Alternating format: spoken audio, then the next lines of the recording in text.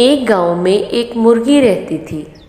کچھ دنوں بعد مرغی نے انڈے دیے اور انڈوں کو وہیں چھوڑ کر اپنی خوراک ڈھونڈنے کے لیے نکل پڑی۔ کچھ دیر بعد ان انڈوں میں سے پیارے پیارے سے چوزے نکلے۔ چوزے اپنی ماں کو ڈھونڈنے لگے۔ ان میں سے ایک چوزا تو بہت ہی پریشان ہو گیا اور اپنی ماں کو ڈھونڈنے کے لیے نکل پڑا۔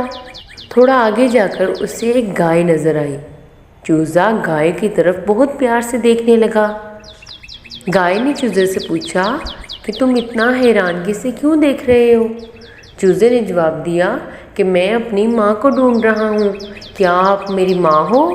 چوزے کی بات سن کر گائے بولی، مجھے دیکھو، میں تو بہت بڑی ہوں لیکن تمہاری ماں تو چھوٹی ہے۔ چوزا یہ سنتے ہی دوبارہ اپنی ماں کی کھوج میں نکل پڑا۔ ابھی تھوڑا ہی آگے گیا تھا کہ اسے ایک بکری نظر آئی۔ چوزا پھر سے بڑے حیرانگی کے ساتھ بکری کی طرف دیکھنے لگا۔ اسے لگا کہ شاید یہی میری ماں ہے۔ چوزے نے جب بکری سے پوچھا تو بکری نے جواب دیا، مجھے دیکھو، میری تو 4 ٹانگیں ہیں، تمہاری ماں کی تو 2 ٹانگیں ہیں اور وہ تو مجھ سے چھوٹی ہے۔ چوزا تو اب بہت ہی پریشان ہو گیا تھا۔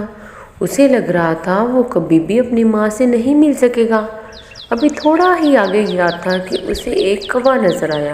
اب تو کوے کو یقین ہو چکا تھا کہ یہی اس کی ماں ہے، کیونکہ اس کی بھی تو 2 ٹانگیں تھیں۔ چوزے نے جب کوے سے پوچھا کہ تم ہی میری ماں ہو تو کوا آگے سے ہنسنے لگا اور کہنے لگا کہ بھلا میں تمہاری ماں کیسے ہو سکتا ہوں؟ میں تو اڑ بھی سکتا ہوں اور تمہاری ماں تو اڑ بھی نہیں سکتی۔ کوے نے بہت مذاق اڑایا۔ اس پر چوزا بہت پریشان ہو گیا اور پریشانی کے عالم میں آگے چلنے لگا۔ چلتے چلتے اسے ایک بطخ نظر آئی۔ اب تو اس کے دل کو تھوڑا سکون ہوا کہ ہاں یہی میری ماں ہے۔ چوزا ماں ماں کرتے ہوئے بطخ کی طرف بڑھا۔ بطخ حیران ہو گئی کہ یہ چوزا میری طرف کیوں آ رہا ہے۔ چوزے نے بطخ سے پوچھا، تم اتنی حیران کیوں ہو؟ بطخ نے جواب دیا، میں تو تمہاری ماں نہیں ہوں۔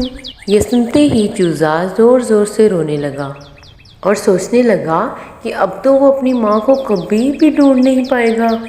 بطخ بہت اداس ہو گئی۔ اس نے چوزے سے کہا، بیٹا تم پریشان مت ہو، تمہاری ماں ضرور مل جائے گی۔ تب ہی وہاں ایک کبوتر آ گیا۔ کبوتر نے چوزے سے کہا کہ تم اس تالاب کی دوسری طرف جاؤ، ہو سکتا ہے کہ تمہیں تمہاری ماں مل جائے۔ چوزا فوراً سے اس تالاب کی دوسری سائڈ پر پہنچ گیا۔ وہاں پہنچتے ہی اس نے مرغی کے بولنے کی آواز سنی۔ آواز سن کر وہ بہت خوش ہو گیا اور فوراً سے اپنی ماں کے پاس چلا گیا۔ اب وہ بہت ہنسی خوشی رہنے لگے۔